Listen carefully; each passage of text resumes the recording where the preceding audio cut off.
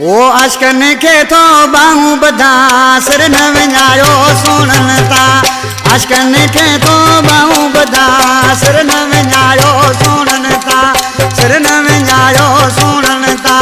नाहे रही सुनन में वफा सिर न विञायो सुनन ता नाहे रही सुनन में वफा अशकन के तो बाहू बधा सिर न विञायो सुनन ता अशकन के तो बाहू बधा सिर न विञायो सुनन ता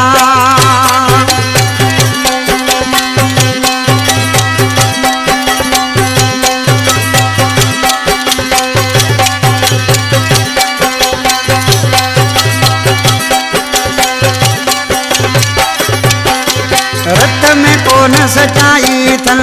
फितरत में बेवफाई थन रत में कौन सच्चाई थन खुशखबरी असां वटि शादी मंगणी तोहर सालगिरह ॿियनि खुशियुनि जे मौक़े ते पंहिंजे मिटनि माइटनि ऐं दोस्तनि अज़ीज़नि जे नाले सां सहरा लाॾा असां खां ठहिरायो सिंध जे बहितरीन फनकारनि जी आवाज़ में उन सां गॾोगॾु नात हमद नुहा ऐं कलामनि जी बहितरीन रिज़ल्ट सां रिकॉर्डिंग बि कई वेंदी आहे वधीक राब्ते लाइ बशीर अहमद मोबाइल नंबर 03342176714 रत में कौन सच्चाई थन फितरत में बेवफाई थन ओ लखे आशिक पियो रोंदे ॾिसां सिर न विञायो सुनन ता सिर न विञायो सुनन ता नाहे सुनन में रही वफा आशिकन के तो बाहूं बधा सिर न विञायो सुनन ता आशिकन के तो बाहूं बधा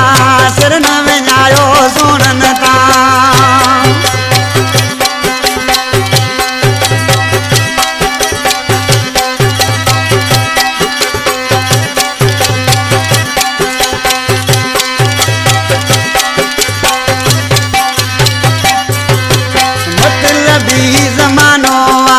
मानू मानू जो निशानो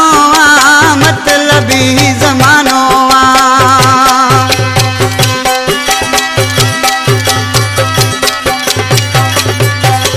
मतलबी ज़मानो मानू मानू जो निशानो ओ अञा के सामान जा सिर न विञायो सुनन ता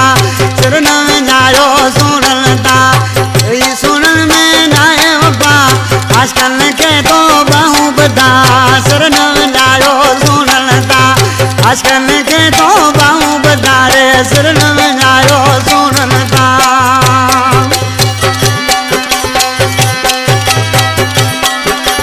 इनड़ो यासीन जेको शाइर अनवर जो पुट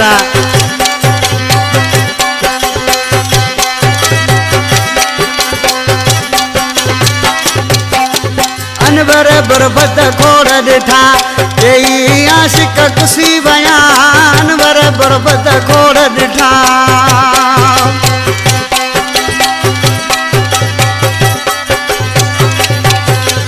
अनवर बरबत खोड़ ॾिठा यही आशिक कुसी वया ओटड़ी वारो चे समझो सफ़ा